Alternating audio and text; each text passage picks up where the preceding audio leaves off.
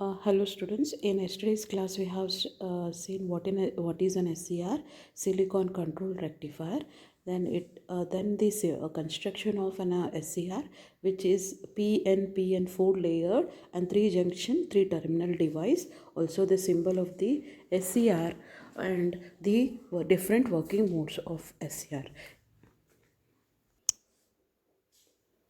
So in today's class we'll see two transistor model of an SCR where a 4-layer device is seen as two transistors like this.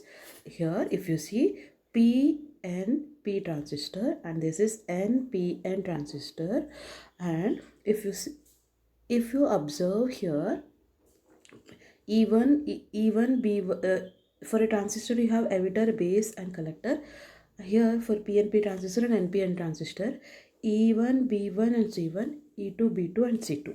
So here now when and here this equivalent circuit of this one, first one is a PNP transistor. Let us take that as a transistor Q1, where the symbol you can see, this is a PNP transistor symbol, emitter, base and collector. And for the transistor Q it is an NPN transistor, emitter, base and collector.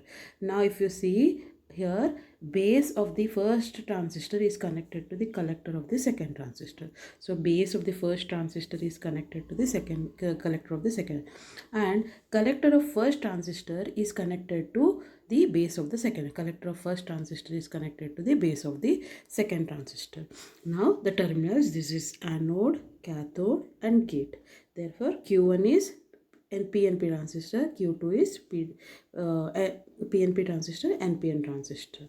Now let us see how this transistor, two model transistor is used, or how transistor is used as a for switching action. That is nothing but two different states, on state and off state of a SCR.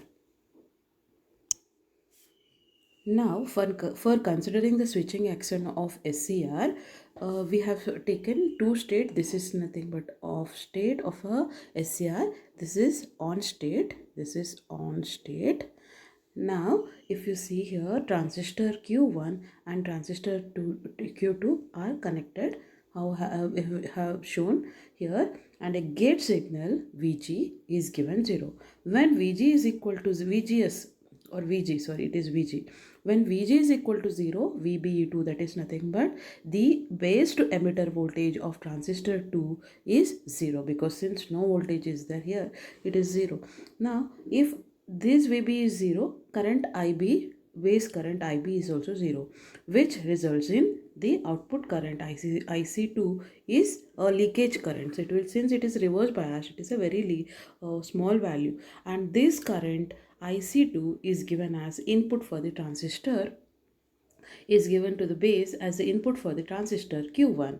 Now this current is not sufficient for the transistor Q1 to on, therefore even the transistor Q1 is also off. Both the transistor Q1 and Q2 are off, which is when VG is equal to 0, resulting in both are open circuit, resulting in very high resistance, and it acts as a open switch.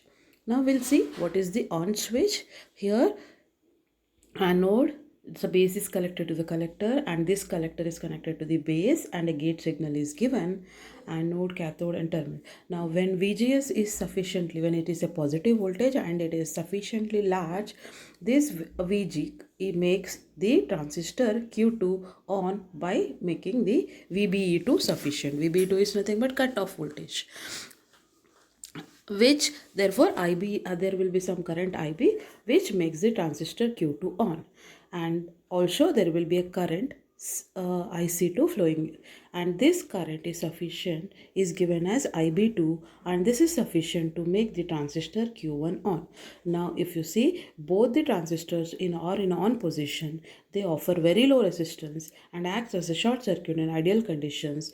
Therefore it acts as a on position of the switch.